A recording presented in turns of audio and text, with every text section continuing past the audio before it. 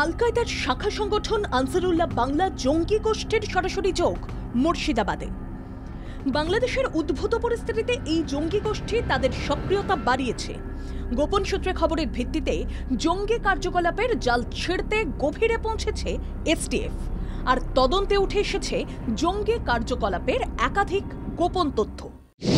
কেরল থেকে আনসারুল্লাহ বাংলা জঙ্গি গোষ্ঠীর ধৃত সদস্যের মুর্শিদাবাদ যোগ। বাংলাদেশ থেকে গত 10 বছর আগে অবৈধভাবে ভারতে প্রবেশ করে। মুর্শিদাবাদের হরিহরপাড়ায় এক আত্মীয়ের বাড়িতে ডেরা নিয়েছিল সাব শেখ।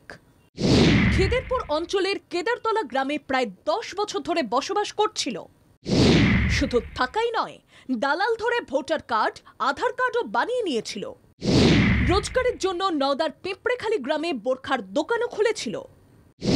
রোজগার ভালো না হওয়ায় কেরালে কাজ করতে গিয়েছিল মোহাম্মদ সাদ ওরফে সাব শেখ।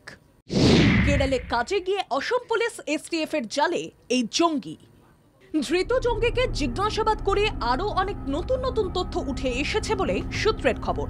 মুর্শিদাবাদের যে এলাকায় সে ঘাঁটি গেড়েছিল, সেখানকার বাচ্চাদের আরবি শেখানোর নাম করে জঙ্গি তালিম দেওয়া চলছিল বলেও খবর। মুর্শিদাবাদের হরিহরপাড়া থানার আব্বাস আলী, সে কিন্তু আরবি শেখানোর নাম করেই বাচ্চাদেরকে, অর্থাৎ 13 বছরের বাচ্চাদেরকে বাংলাদেশের নিষিদ্ধ যে জঙ্গি দল, সেই জঙ্গি দলের তালিম দিত বা তাদেরকে সেরকমই শেখানো হতো, এমনটাই কিন্তু সূত্রের খবর। সাব শেখ হরিহরপাড়ার কেদারতলার যে বাড়িতে থাকতো, সেই বাড়িতে অভিযান চালায় হরিহরপাড়া থানার পুলিশ। জিজ্ঞাসাবাদ করেন পরিবারের সদস্যদের।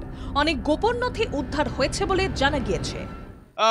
আসাম রাইফেলের একটি দল এবং রাজ্য পুলিশের প্রতিনিধি দল এবং হরিহরপাড়া থানার পুলিশ এসে পৌঁছায় এবং তার বাড়ি থেকে বেশ কিছু নথি, বইপত্র সহ একটি পেনড্রাইভ এবং 4টি মোবাইল উদ্ধার করে। রীতিমতো এলাকা কিন্তু থমথমে।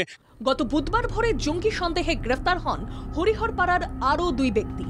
ধৃত 8 জনের মধ্যে আরও একজন হরিহরপাড়ার বাসিন্দার পরিচয় মেলায় স্বাভাবিকভাবেই আতঙ্কিত এলাকার বাসিন্দারা। পুলিশের নজর কিন্তু বারংবার রয়েছে এই হরিহরপাড়ার দিকে। আবারও পুলিশের বেশ কিছু প্রতিনিধি দল এই হরিহরপাড়ায় আসবে এবং তারা কিন্তু এই এলাকাকে রীতিমতো নজরে রেখেছে, এমনটাই কিন্তু সূত্র মারফত জানা যাচ্ছে। মুর্শিদাবাদের হরিহরপাড়া থেকে সুদীপ রায়, বাংলা জাগো।